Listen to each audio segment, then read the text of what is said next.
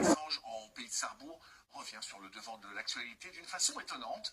Le corps découvert serait celui d'un jeune homme porté disparu en août 2022 à Val-et-Châtillon, près de Barcahara. Valentin Piovesan et Robin Doulez. C'est avec le visage fatigué, endeuillé, que Xavier regarde les photos de son frère Guillaume, disparu depuis août 2022. La semaine dernière, l'affaire connaît un rebondissement.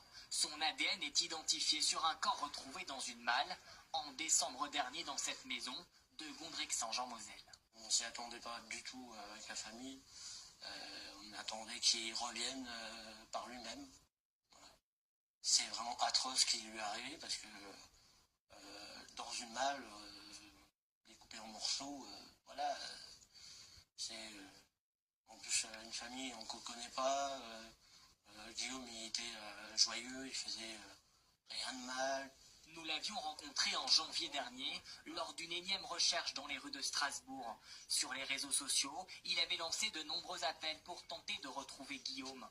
Aujourd'hui, Xavier ne comprend pas pourquoi la disparition de son frère cadet n'a pas été prise au sérieux. J'ai fait mon enquête de mon côté plus que les gendarmes, parce que moi je me suis démené même si j'avais un boulot. J'étais en train de faire les recherches les soirs, à demander de l'aide sur les réseaux sociaux.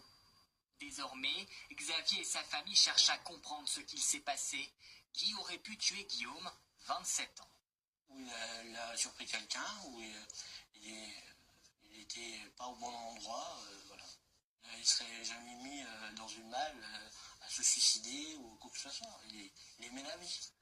Pour l'heure, le mystère reste entier. Les deux propriétaires de la maison sont mis en examen. L'homme est en détention provisoire, sa compagne, elle, sous contrôle judiciaire. Ils restent tous les deux présumés innocents.